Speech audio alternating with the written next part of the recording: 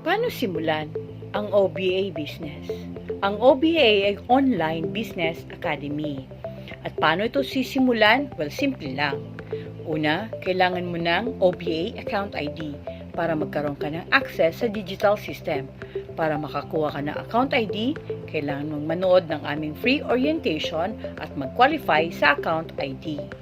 Pangalawa, tapusin ang step-by-step trainings. Dito ka tuturuan ng libre sa mga coaches at may certificate ka pang matatanggap sa bawat training na makukumpleto mo.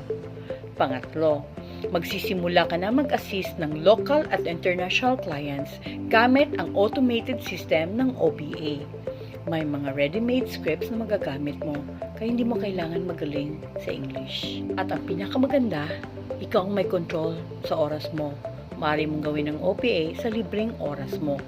Kung gusto mong malaman kung paano magsimula, I'm Marian, one of the Online Business Academy admins. Message mo lang ako, tutulungan kitang simulan ang iyong OPA journey. This is how legends are made.